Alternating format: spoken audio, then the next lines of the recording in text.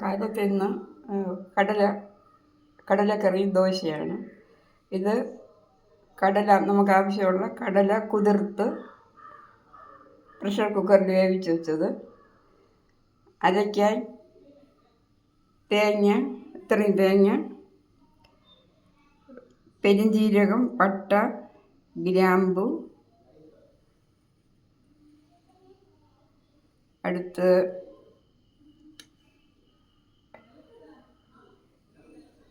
കടുക് വറുത്തെടുക്കാനായിട്ട് ഒരു സവാള, തക്കാളി, പച്ചമുളക്, ഇഞ്ചി, പൂണ്ട്, ഇത്രയും കറി വയ്ക്കാൻ വേണ്ടി വറുത്തെടുക്കാനുള്ളത്. അടുത്ത് കടുക് താളിക്കാൻ കടുക്, പെരുംജീരകം,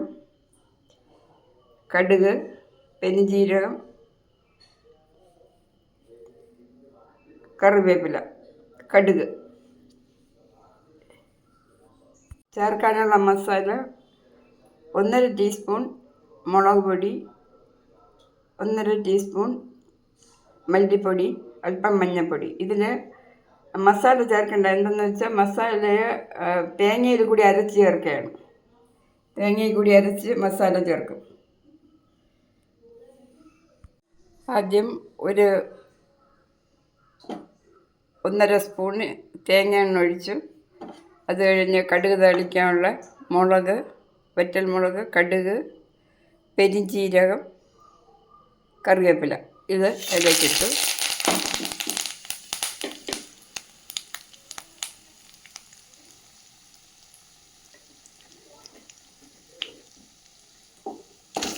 സവാള,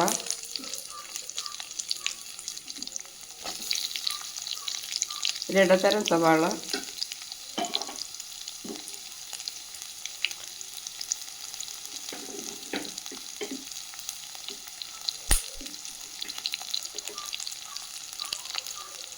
ഇഞ്ചി, വെളുത്തുള്ളി, പച്ചമുളക് ഇട്ടൊന്ന് വഴറ്റിയെടുക്കണം. ഈ പരുവത്തിൽ വറണ്ട് വരുമ്പോൾ നമ്മൾ എടുത്തു വച്ചിരുന്ന 1.5 സ്പൂണ് മുളക് പൊടി, മല്ലിപ്പൊടി, നിങ്ങളെ ആവശ്യാനുസരണം, മഞ്ഞൾപ്പൊടി ഇത്രയും ഇടുക.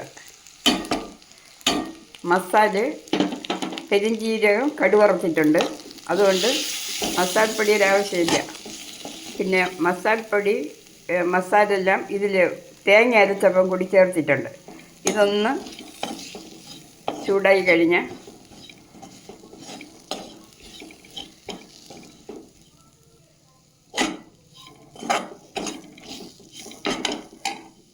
ഈ അരച്ച വിഴുത് തേങ്ങ, പെരുംജീരകം അരച്ച വിഴുത് ഇതിലേക്ക് വീഴ്ത്തി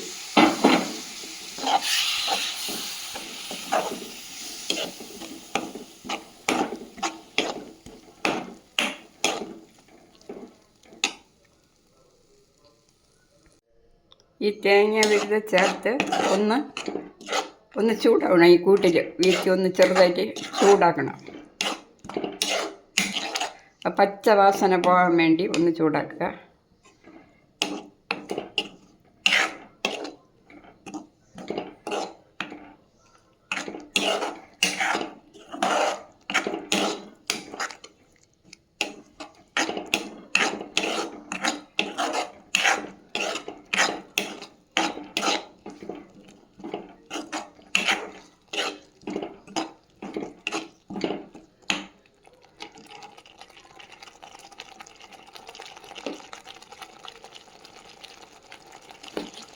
ആവശ്യത്തിന് ഉപ്പ് ചേർത്ത് ഒന്ന് ചൂടാക്കിയിട്ട് വേവിച്ച് വെച്ച കടല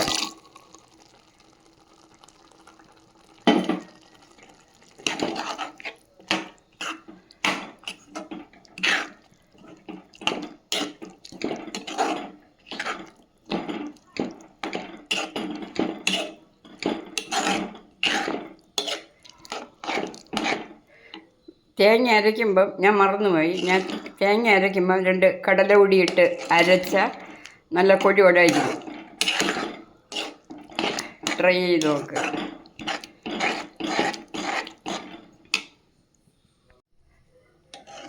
കടലക്കറി റെഡിയായി. അതിൻ്റെ കോൺസിസ്റ്റൻസി എത്ര വേണമെന്നുള്ളത് നിങ്ങളുടെ ആവശ്യാനുസരണം വെള്ളം ചേർത്തെടുക്കുക. എൻ്റെ ബ്രേക്ക്ഫാസ്റ്റ് ഇന്ന് റെഡിയായി, കറി റെഡി, ദോശ വെന്തുകൊണ്ടിരിക്കുന്നു.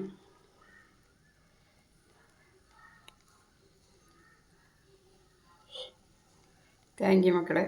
ഷെയർ ചെയ്യുക, സബ്സ്ക്രിപ്ഷൻ തരിക. Thank you.